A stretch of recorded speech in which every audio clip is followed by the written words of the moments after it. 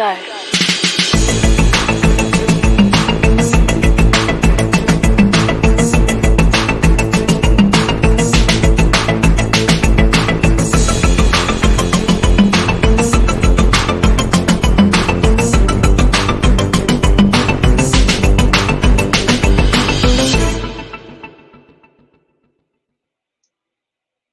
Hello and welcome to Writer Mother Monster. I'm your host, Lara Ehrlich, and our guest tonight is Riché Barnes. Before I introduce Riché, thank you all for tuning in, and you can watch this interview as a video, listen to it as a podcast, and read the transcript on writermothermonster.com. If you enjoy the episode, please consider becoming a Writer Mother Monster patron or patroness on Patreon. For just $3 a month, I'll send you a pin. And new to announce today is a workshop, our first Writer Mother Monster workshop called Prioritizing Your Craft for Writer Moms. It is conveniently scheduled next to Mother's Day. It is Saturday, May 8th. And if you would like to join me in the workshop, please do. Please check it out on writermothermonster.com on the classes tab. Please also chat with us during the interview. Your comments and questions will appear in our broadcast studio and we'll weave them into the conversation. And now I am excited to introduce Riché. Dr. Riché Barnes is a sociocultural anthropologist whose teaching and research specializations are at the intersection of Black feminist theories, work and family policy, and African diasporic race, gendered, and classed identity formation. She's the author of the award-winning book, Raising the Race, Black Career Women Redefine Marriage, Motherhood, and Community. And she's written broadly on Black strategic mothering, a theoretical framework she developed to explore Black women's interior work, community, and family lives, and how they impact their relationships and health. She is the Dean of Pierson College at Yale University and has 3 kids, a 20-year-old daughter and twin 18-year-old sons. She describes writer motherhood in 3 words as supporter, creative, industrious. And now please join me in welcoming Riché Barnes. Hello, Lara. Hello, thank you so much for joining me. Thank you for having me. I need to make one update to my bio. Please do. I'm not at Yale anymore. It's a big update. Where are you now, Riché? I'm actually I'm associate professor and chair of the Department of Gender Studies at Mount Holyoke College. Okay. Yep. Yeah. So when did that happen? When you mentioned when we were chatting that we were neighbors, I was thinking, oh yeah, Connecticut, Massachusetts, but not. I didn't realize you were saying we were in the same city. So yes, sorry about that. No, it's fine. Yeah, congratulations on the move. That sounds exciting. And Mount Holyoke, that's a beautiful area. So yeah, really pretty. Like I moved about a year ago. Okay. Wow. So yeah, so tell me, let's just start. I want to hear about the 3 words that you chose for writer motherhood: supporter, creative, industrious. Tell us about those words. Yeah, so supporter, I feel like that's what's happening like all the time. You know, and I think it was fresh on my mind because in the COVID moment and all that's going on in the world right now, I feel like I spend a lot of my time offering support to my kids, like just, being a listening ear or trying to anticipate, what kinds of struggles they might be having that I can't fix them because they're almost, they're pretty much adults at this point, but, there are little things I can do. They're all home. My daughter is a junior in college, and so she's been home since the pandemic. And my sons, they're twins, and they are still in high school, but their high school is in person. So so they are getting. It's been in person like pretty much consistently since maybe November, but before that they were online a lot. So I felt like in a lot of ways, I was just kind of paying attention, like just trying to pay attention to how they were being affected by the pandemic and by other things that are going on in the world. And just trying to, just be there, right? Just be supportive in whatever way. So listening, We're past the point where I'm making lunches and breakfasts and sometimes even dinner because they're able to, fix things for themselves. But if I'm, sometimes I'm paying attention, I realize, oh, he's going through a lot right now. Let me make breakfast because he's not going to eat if if I don't make breakfast. Rushing out to class or whatever. So, things like that. That's what made me think of supporter. Creative, I feel like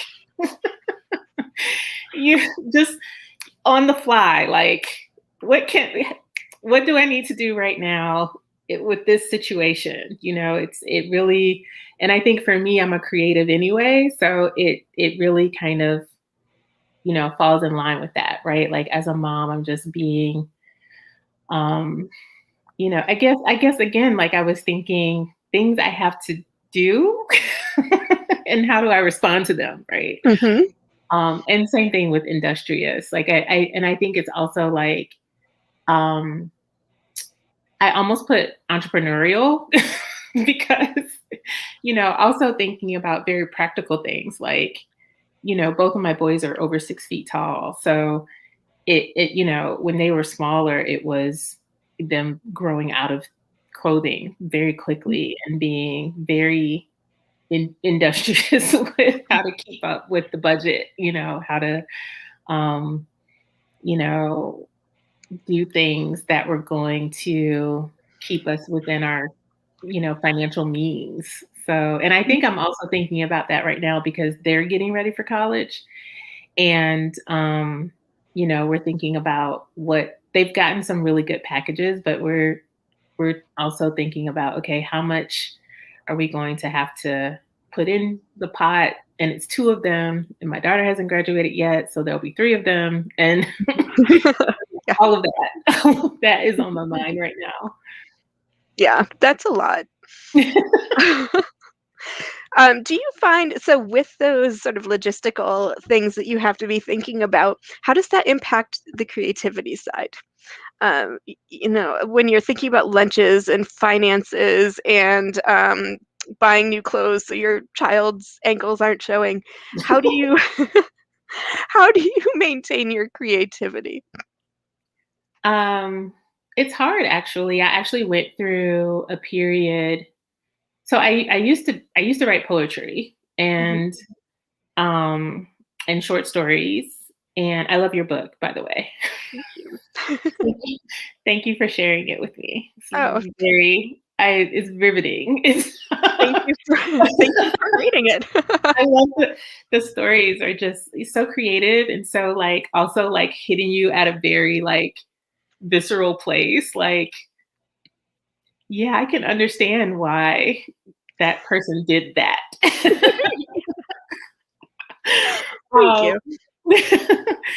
but yeah, I used to do a lot more creative writing, and I think I used to say grad school like pushed it out of me, but I think it's been because you have to think differently when you're doing you know social scientific scholarly work. But I Mhm. think as an ethnographer, I still get to use some of my creative juices. But yeah, I think the creativity in terms of like my writing really suffered in a lot of ways once I had kids too, and because there just wasn't time, and there wasn't there wasn't time, there wasn't space, there wasn't a way to like keep the creative. I mean, I think so much of creativity happens because you're able to like be alone or be in Mhm. spaces that are going to inspire you. And that's not happening when you have, I mean, I had three kids under 3, right, when my boys were born. And so they're very close in age, and so there's just not been there's not been a lot of time. um Lately, I've been trying to get back to the creative juices. Um, and so I've been doing simple things like coloring. Mm, mhm. I actually have a coloring book. So do I. It's okay. It used to be Um, right here and I could hold it up, but it's not today. yeah, I think I had mine in my book bag, which is sitting right next to me, but I took it out because I needed to make room for some papers I needed to grade. So that's what happens to my creativity. I think that's a great metaphor. um, but yeah, and I love to dance, so I'm still, as part of my workout regimen that I'm trying to be much more attentive to. I've been, instead of doing lots of things that I don't like to do for movement, I've been doing more dancing. So I think all of that like inspires my creativity. I've been trying to go for longer walks and be out in nature, but Mhm. all of that is because my kids are older, right? It's all because I don't have to spend so much time, with the day to day, minute to minute stuff with them. So Mhm. I'm hoping that, I'll be able to get back into the creative part of my writing, maybe once they're gone, all of them Yeah. are gone. And I still journal. I've always journaled and I still journal. So Yeah. Well, you mentioned that the creative side of the things that you love to do, the poetry and the short stories maybe have been on hold, but I mean, you've been very, very productive, right? You're I mean, you have an amazing book that you've written among many, many other writings. Um, Dean of University, and now tell me again the role at Mount Holyoke. yeah, so I realized I should probably give a little bit of context too for Yeah, how this yeah. happened. I realized that I like being an administrator. I had been an administrator for almost 5 years when I left Yale, and but I missed writing. I missed the research that inspired my writing, and I wasn't getting as much time to do that as an administrator. And I was teaching at Yale, but I wasn't, I didn't have, it was just very difficult to carve out time to do the real kind of research and writing that I wanted to be doing. And Mhm, I think I might get back to administration later in my career, but right now I still want to be doing research and writing. So I got the opportunity to be in conversation with Mount Holyoke College about a position that they had open last year, or I guess it's been maybe a year and a half at this point. mhm, And it was in gender studies, and they were looking for a scholar who was focused on Black feminisms, mhm. and that's me. That's you. But tell me a little bit about, so let's focus on the book for a second. When did you write the book? Were you writing the book when your kids were younger? Yeah, so talk me Yeah. through the process of the research and writing that went into this book with small children. Yeah, that's a great question. I don't think I mean, I've definitely journaled about how difficult that was, but I don't Mhm. think I've actually talked about it. Um, I had all three of my kids while I was in grad school, and my book is based off of the dissertation research that I did for the research that I did for my dissertation. And yeah, they were little people. They were, let's see, when I first started collecting interviews, my daughter was, gosh, she must have been like 3 or 4, must have been 4. And then the boys were coming up on 2 um, when I was collecting most of the interviews. And I did the interviews. It was my concentrated time of interviewing and what we call participant observation, where you're just kind of hanging out with people and seeing what they do. And like, I would like go with the moms that I was working with from my research to like, pick up their kids and doctor's appointments and soccer games. And my kids were still little. They were too little to be involved in those kinds of activities. So I actually learned a lot from the women that I interviewed about, balancing out motherhood and work and all the other things that they were doing. Um, but for me, in terms of like negotiating, doing that research and raising my family, I leaned on my husband a lot.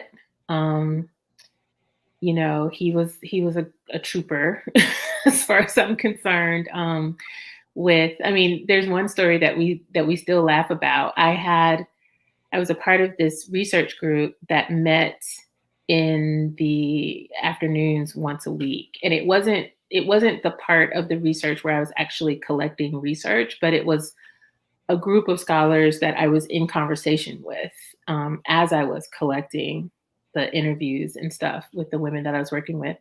And it was once a week in the evening. And my husband at the time was a public school math teacher. And he would get out of school, be done with his workday at around 4:30 or 5. And so I would bring the kids. We had a we had a Volvo and a pickup truck, and he would drive the pickup truck to work, and I would have the Volvo with the kids. And so those days when I had that meeting, I would put the kids in the Volvo and drive to his school, and he would meet me in the parking lot, and he would take the kids, and he would take them back into school with him, or he would just get in the car and go home, and I would take the truck and go to my meeting. And so he would have them for the rest of the evening, right? Getting them their dinner and getting them ready for their baths. But even with that, like even when I was collecting the data, like there would be days like that where, I needed to go meet with someone because, that was the time they had to talk with me, and he would watch the kids or my parents would watch the kids. And so it was a lot of, just kind of, balancing with them. I never brought them with me though. Like all of the women who I was researching knew that I had kids, but I didn't bring them with. I didn't want to, break that line of, researcher, like, I never wanted them to feel like I was their like friend or something. Like it was, I wanted to make sure that I didn't cross any lines in terms of like, making sure I didn't do anything that would interrupt the scholarly process of Mhm. collecting data from people. So, but yeah, it was a blur, a lot of it. um, and yeah, I mean, people used to ask me how I did it all, and I would just say, I don't have a choice. Like, this is just I mean, I guess I did have a choice. Like I didn't have to pursue my PhD and raise kids at the same time, but it didn't feel like a choice to me. It felt like I needed to be, true to the kinds of work that I wanted to do, and also true to the kind of mom I wanted to be. Mhm. What kind of mom did you want to be? Um, Supportive, creative, industrious. No. um, No, but all jokes aside, I wanted to be, I mean, we all, right, want to be good moms. Mhm. What does that mean? I think the way that I was characterizing it then, and I think I still do, has a lot to do with time. Um, you know, being there for them, and not that I need to be there 24/7, because we definitely did use child caregivers, um, and they went to school once they, once they were of age to go to school, and after school programs, and they were in, rec this and dance that and music this, we did all that stuff. But yeah, I think it had a lot to do with time, listening, being present, showing love. Um, yeah. Talk to Oh, me about being present with so many other things going on. How did you do that? How were you able to be present in the moments you were with your children? I think it's like actually doing things with them, right? Um, like we made a point of having um breakfast together Mm. every day, even if our afternoon, and we decided it would be breakfast because as they were getting older and involved in more activities, it was harder to have the same dinner time, but we could have the same breakfast time. Like everybody get up, everybody come to the table and eat breakfast together. And so that was always a good time, right, to be present and available, listening, and kind of setting them up for the day ahead, right? They had this moment in which we were all grounded together as a family that they could then take into their day. At least that's the way I imagined it was happening. I don't know how they would feel about it at this point. It might have just felt like it was a complete annoyance that they had to get up earlier than they would have if they were just having like a bowl of cereal. But we had like full breakfast, like eggs and Oh, bacon. wow. Yeah, it was it was a big to do at the dining room table. So yeah, they having, those are moments that I can remember of being present. Just really spending time together. We always go on a family vacation. Um, we do a lot of things together on the weekends. It's not we're together, but everybody's on a device or, like we still, I mean, even to this day, and they're 18 and 20, we have family movie night. We have, they do talent shows. I mean, we all do. It's not just them. Like we all prepare talent and share it with the whole family, which is a lot of fun. So I guess present is like having fun together, like intentionally, like being together intentionally. I guess that's what I would say about being present. I love that. Yeah. And finding things that are fun for Hmm. you and your family to do together. I think Yeah. there's so much pressure on being present, like dictated by kids and what they find fun, which is that's fine too, but it's probably a little easier to be present if you're finding something that everyone really enjoys doing Yeah. together. Yeah. Yeah. Or at least I find that if it's Yeah. something I would enjoy anyway, then it's a lot easier to be present than doing something that is um a little less in my wheelhouse, like playing blocks, for example. I tend to I'm like, "Oh god, we have to do that again." Yeah. I think that's absolutely right. Yeah. So tell me more about the book. So, I gave the, title at the beginning, but I'll say it again. It's Raising the Race: Black Career Women Redefine Marriage, Motherhood, and Community. So tell me a little bit about the women that you followed and that you researched and what you learned from them.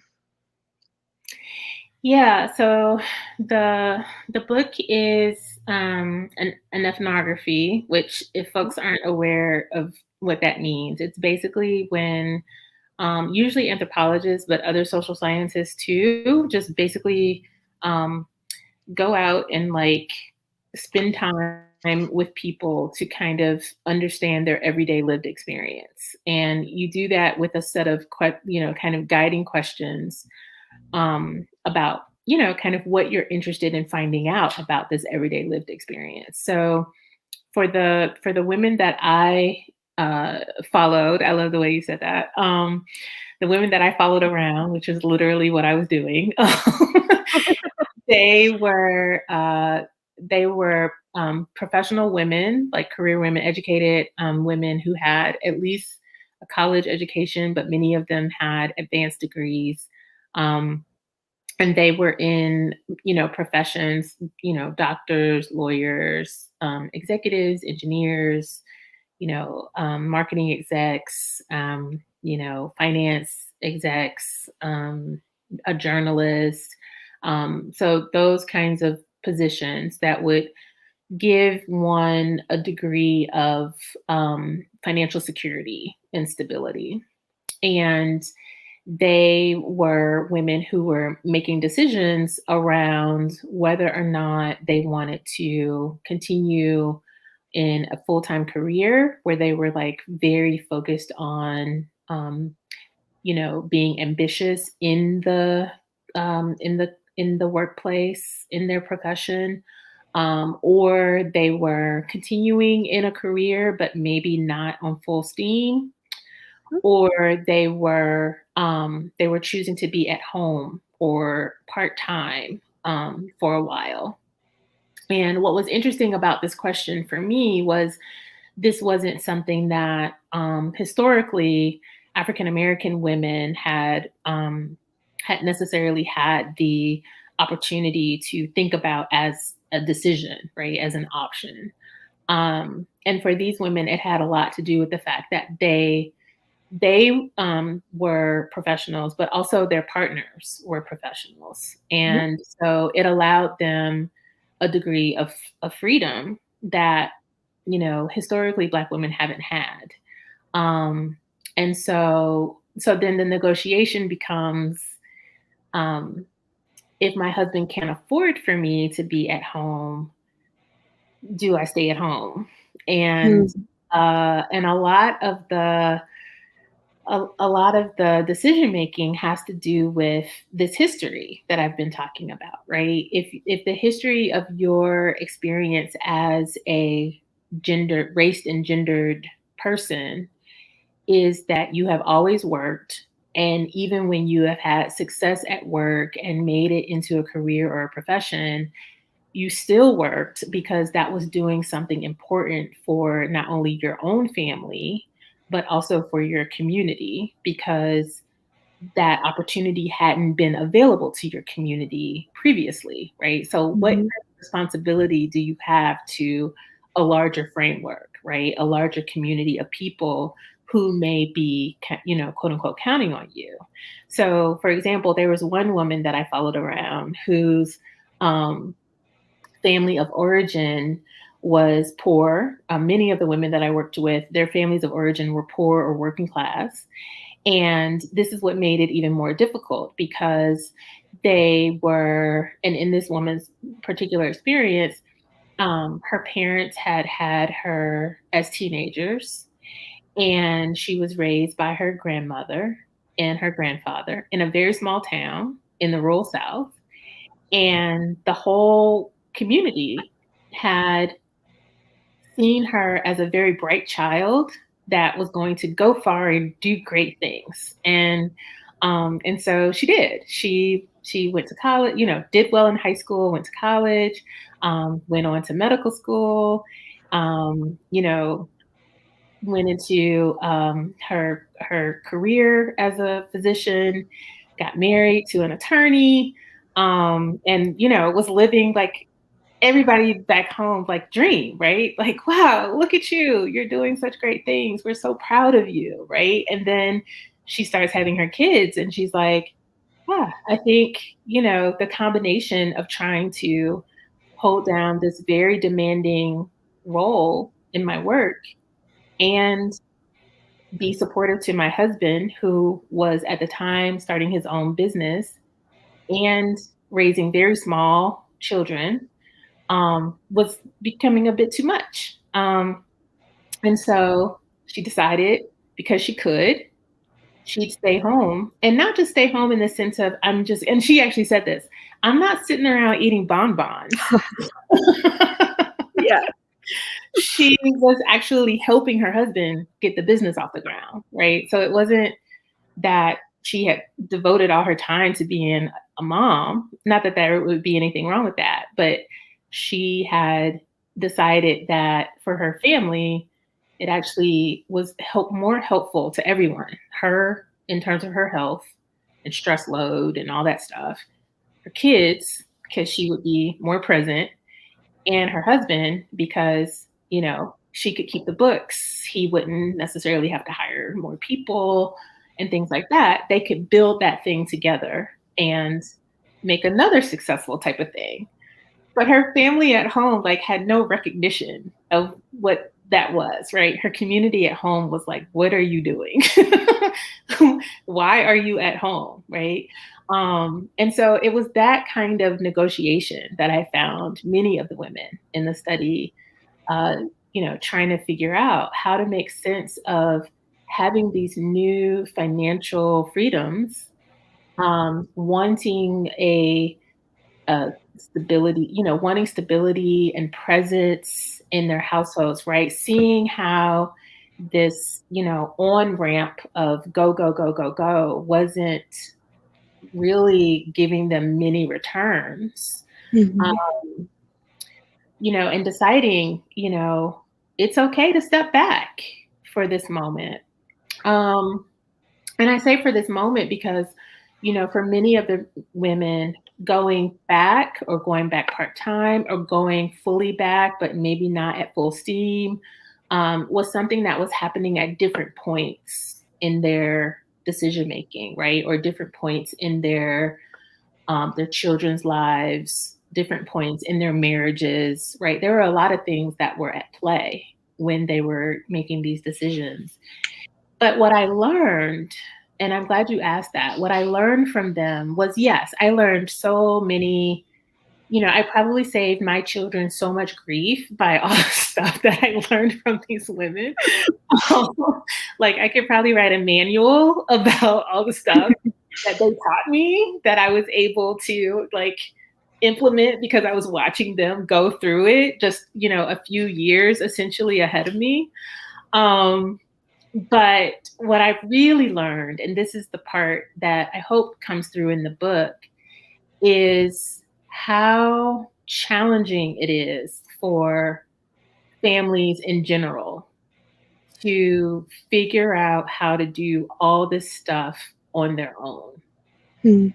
Because that's what it came down to, right? These women would have loved to continue their careers, but there was no way to get to have it all, right?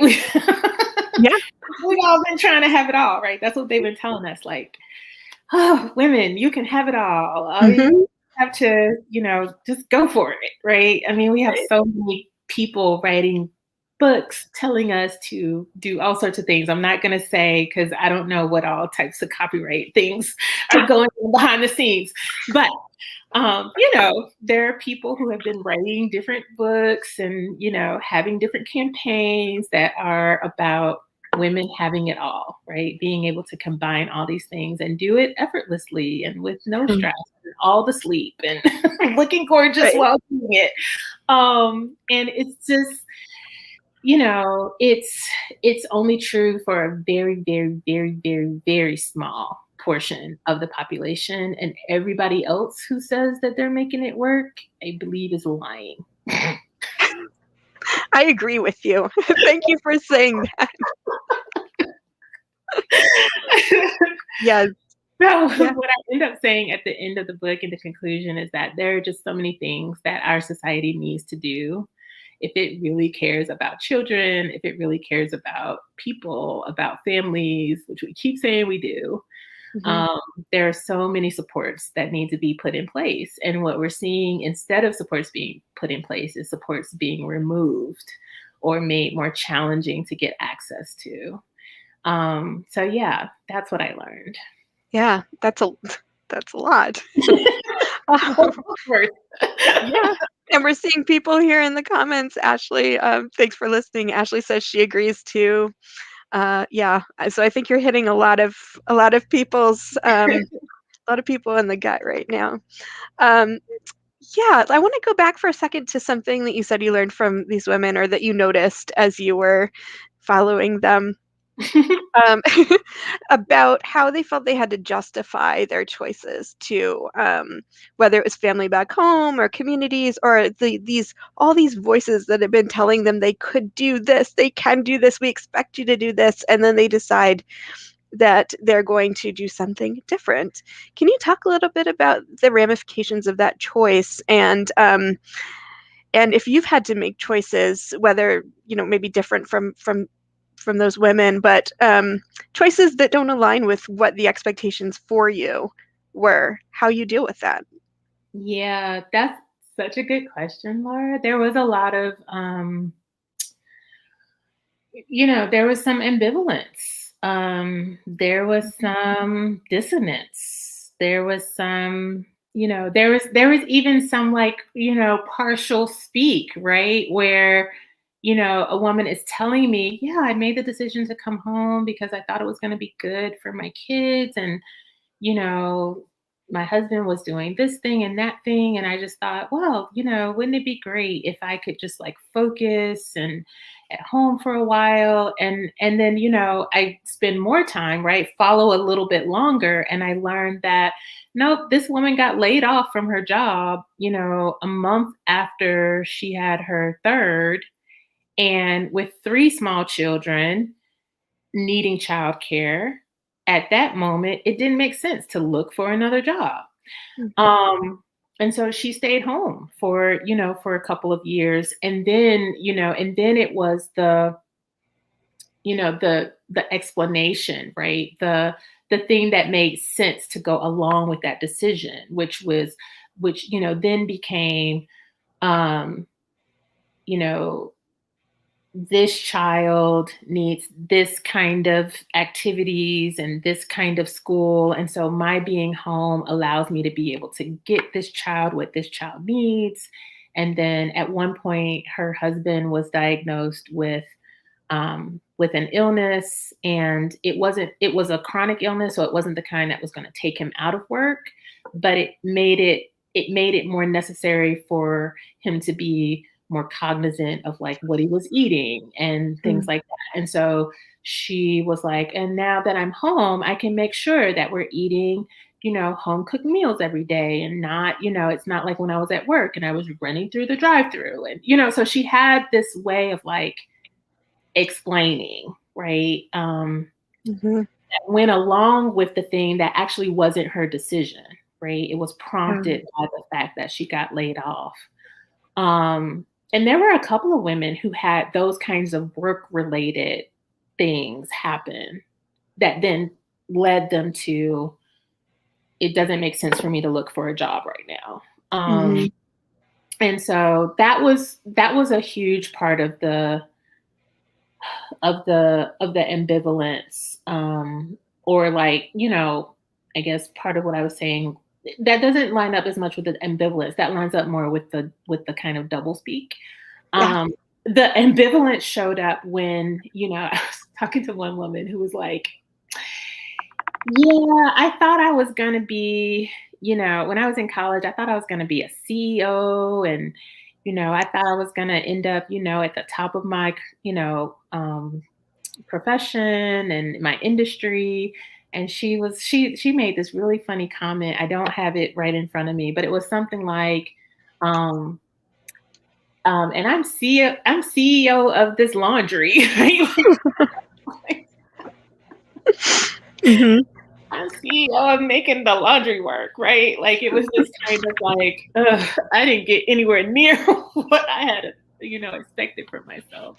Mhm. So, I found women, kind of dealing with that, making jokes about it, but also, recognizing that they weren't doing exactly what they thought they would be doing, Mhm. or even what they decided to do, right? Many times it wasn't turning out exactly the way they expected it to. Some of them, you know, became clear about their husband's expectations. Like, what does it mean when you're not bringing in as much money? And, how he then sees your role, right? Mm. So when you're both working full time and managing the kids and, managing all of the household stuff together, there's a degree of we're managing all together, right? He's going to have days when he is doing baths and doing meals and doing laundry. But when you've stepped out of that, that partnership configuration, then his expectations change, right? I'm working all day, you're home all day, or you're home part-time. You should now be doing all the laundry, all the baths, all the meals, right? And so there was that kind of dissonance too, like this is not how it was when we got married, and now, we were partners, and now, it's this thing. So there was a lot of, and then on the side of like community expectations and family expectations, there was a lot of hurt. Women were very hurt, because I think they wanted the support from their families, right? And especially their moms and grandmoms. And, and when they weren't getting it, there would be, I would see it. When they would talk to me about it, I would see it even in their body language. There was hurt there. Yeah. Yeah. What were the expectations set by your own family and your own mother specifically? Like what kind of model did she provide for you of motherhood? Oh, my mom and my mom's mom, very, very hard worker women, and had very, very high expectations of me. And so, yeah, they they would not have been happy. I would have been in the camp of the moms who are not happy with you being at home. Like they would not have found that a good use of my talents. Yeah. Did you ever consider staying home, or did you for any period of time throughout your career? I actually did consider it when I had a couple of different iterations of changing my relationship with work. When the kids were really small, I was like, wouldn't it just be easier if I just didn't, if I just did all the stuff that, because we were at one point, we couldn't find childcare. And I was, when they were really small, I was in grad school, so I wasn't bringing in much money, right? I had a stipend and I was teaching adjuncts sometimes, and that was supposed to be helping us in some way, but really it was just going to paying for the childcare that they were getting when I was teaching. So there were a few times when I was like, talking to my husband, wouldn't it be cool if I just stayed home? And he was like, yeah, if you stay home, you're going to be, it was the thing that I noticed from the other dads. If you stay home, that all this is going to be you. Like, and I'm like, well, I don't want that. That's not what I want to be doing. So, yeah. And I also enjoyed my work, right? There was, some of it was also that, I wanted to do the work that I was working towards. I wanted to be a researcher. I wanted to be a professor. I wanted to be a writer, and teacher. So it would have meant, for me, really changing my, my goals for my life. And since I hadn't achieved them yet, it's not like it's not like the women I was talking to who were in their careers and then made a decision to step back from them or change their relationship with them. It was like, I hadn't even gotten to it yet. So I would have been making a very, very different decision. And then there's another point in which I was like, maybe I don't need the PhD. Maybe I can but maybe I can be a high school teacher. And I thought about that for a while. And then, I had tried my hand at substitute teaching, like right after college. And I was pretty clear that that was not my age group. Like, God bless those for whom it is, I think. My age group is full on adult. Like, I can't. I'm not good with Yeah, I need people who are going to take full on responsibility for their own learning. Yeah. I'm going to teach you, but I need you to be, you know, Yeah. responsible Yeah.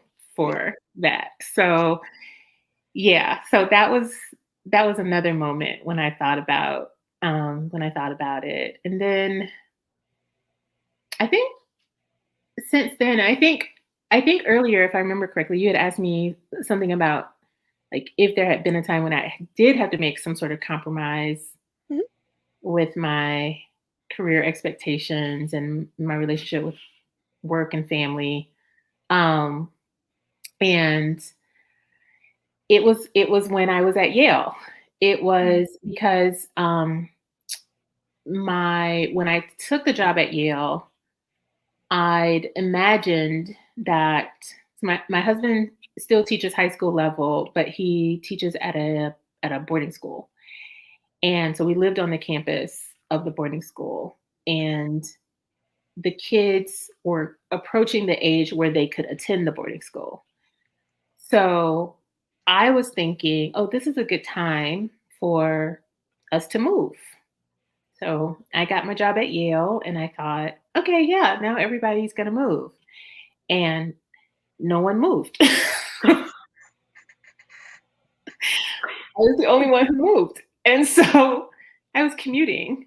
Oh Um, God. and I was commuting about an hour and a half. And I didn't have to do it every day because I was dean of the college, there was there's an apartment. Like I had some place to live there. But I needed to be there pretty much full time because I was dean of the college. So there was a real sense of juggling um, Yeah. when I had that position. And I think that's in part also what made it attractive for me to leave administration. I think it was in part that too, um, because there I didn't have the same level of flexibility I'd had when I was full time faculty. And being full time faculty really helped me navigate being a working mom because Mm. I could like I worked full days and into nights, but I had so much control over my schedule when I wasn't actually in the classroom teaching.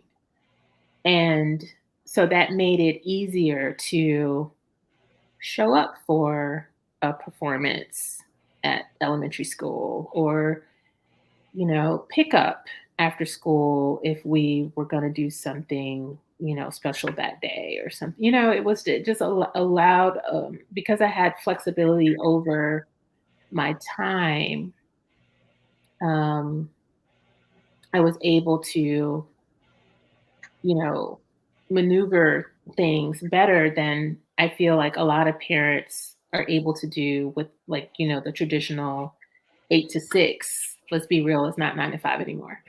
And so, uh, yeah, it made it so being in administration made that more challenging, and then being in administration away from everyone Yeah.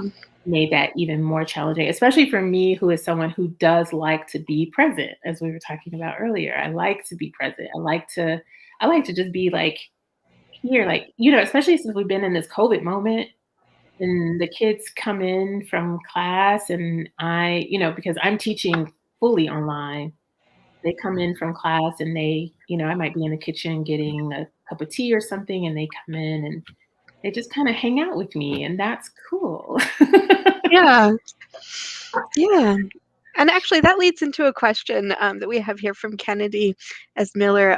Kennedy asks, and this ties back to being present with your kids.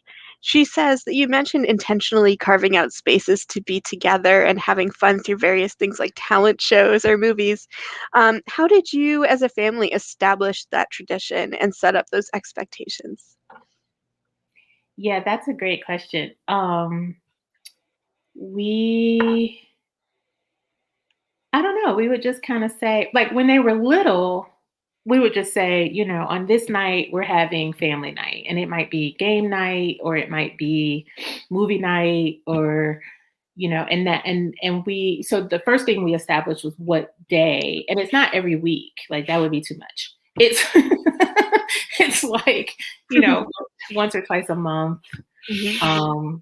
And then with now that we're doing the talent shows, it's like, I think it's like once every 2 or 3 months. Like it's not entirely regularly, but it's regular in the sense that, especially for the talent shows, it's regular in the sense that you always know that the talent show is coming, and so you're always trying to get your talent together, which is really funny because then when it's time for the talent show, it's like, are you ready?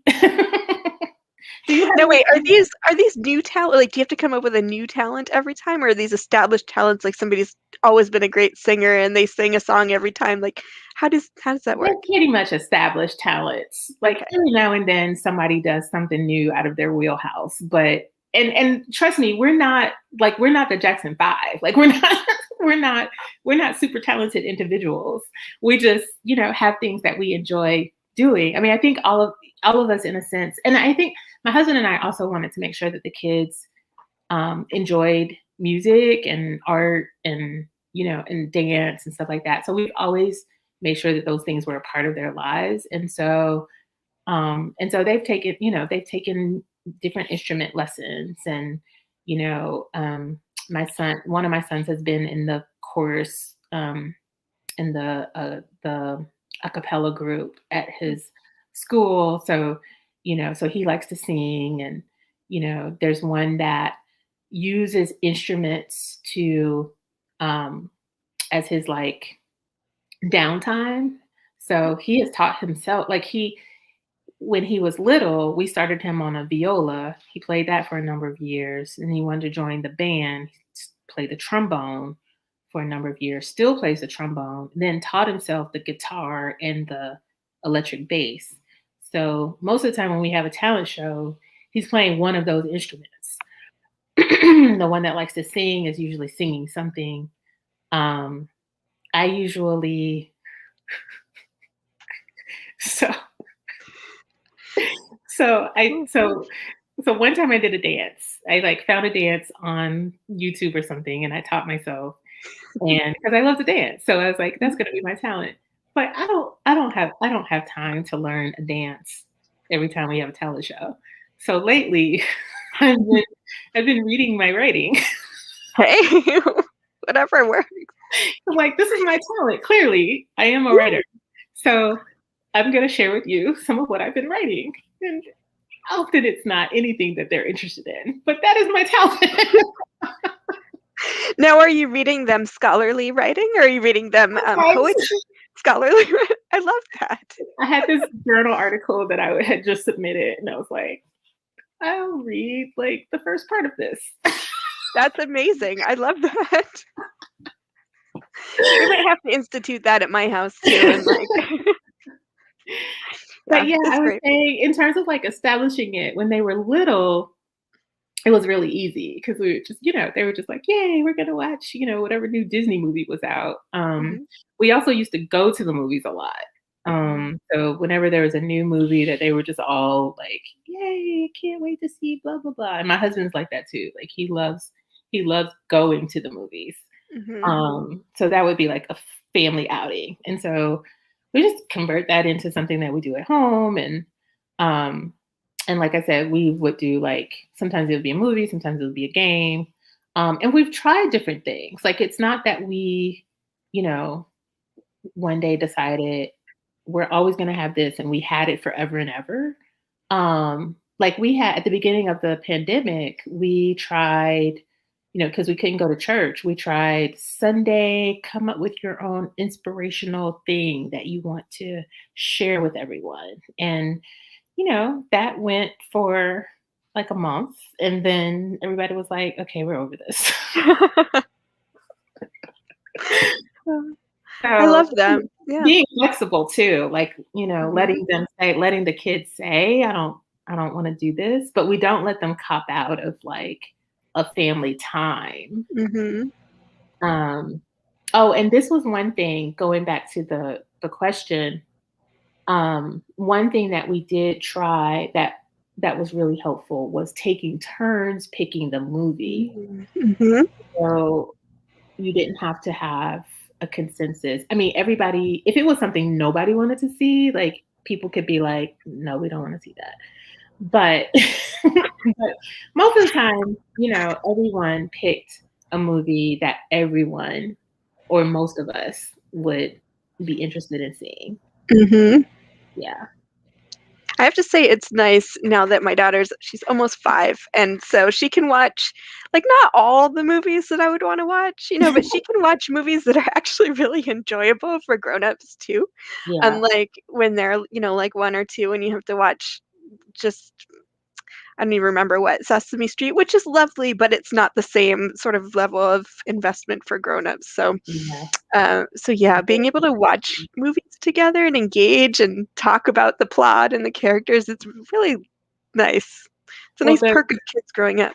the running joke in our family is that my husband hasn't seen that many of the movies because he falls asleep. Mhm.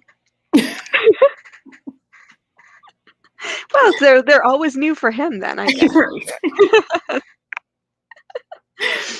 Yeah. So, we only have a few minutes left, and I feel like this is a big topic for just a few minutes, but I want to ask you about it anyway. Tell me about Black strategic mothering. Tell Yes. me first the 30-second version, and then we'll tease it out.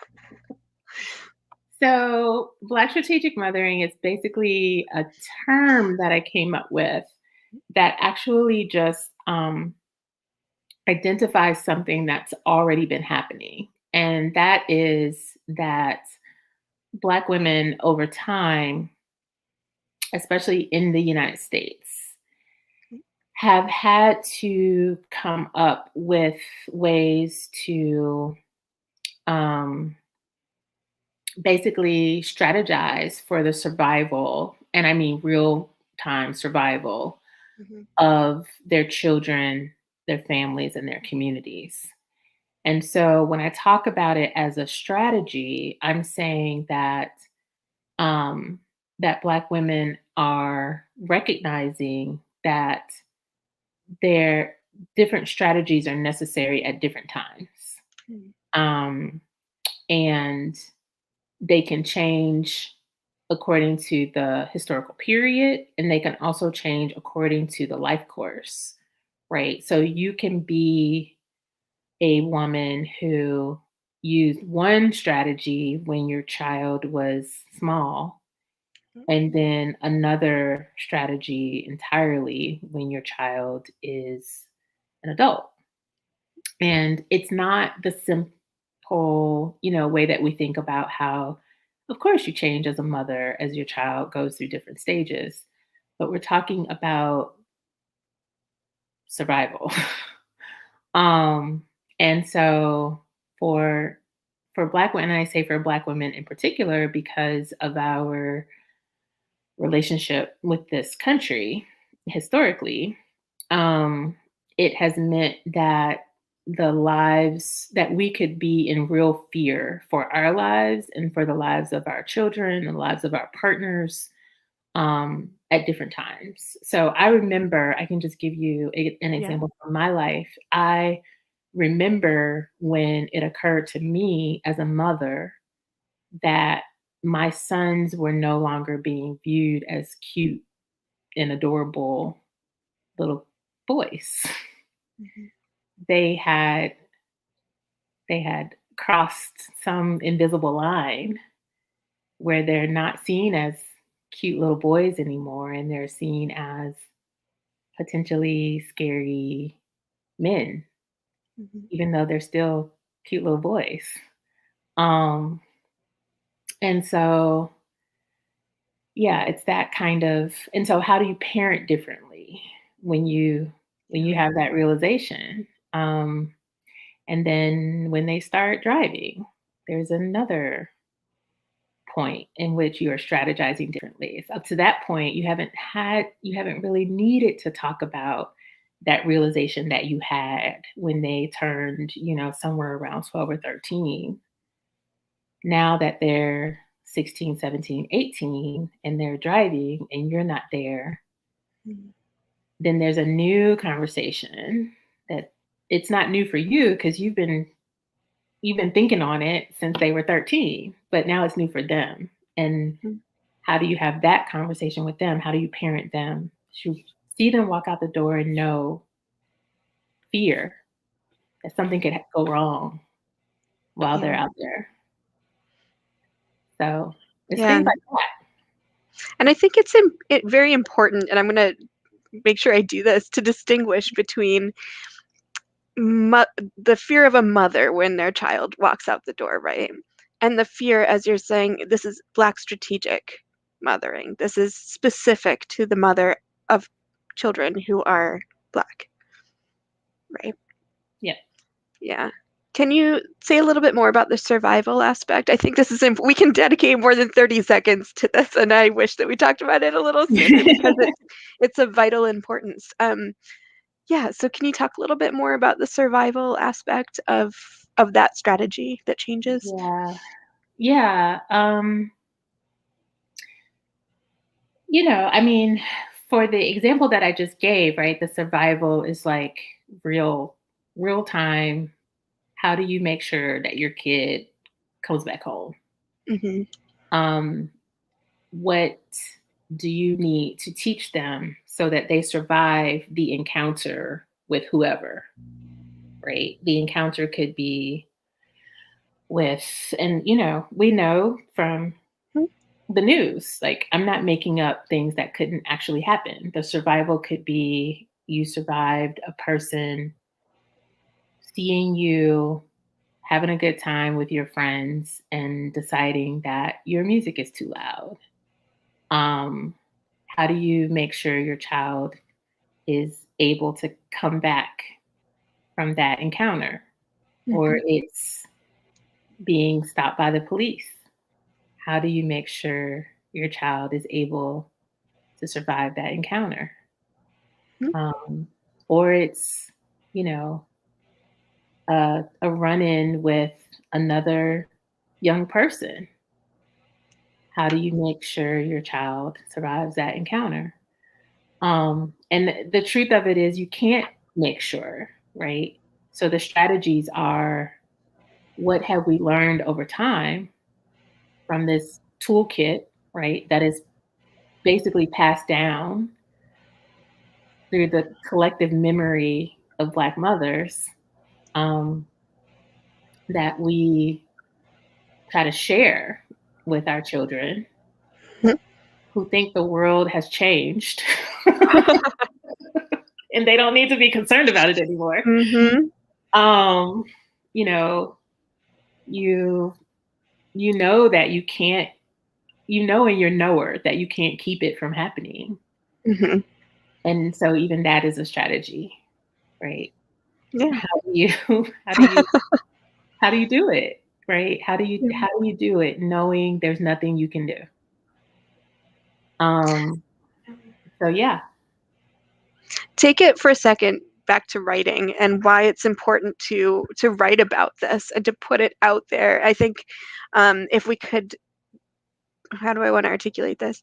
I think it's so important what you said. There's a wellspring of knowledge behind these strategies. So how are you continuing to further them through writing them down?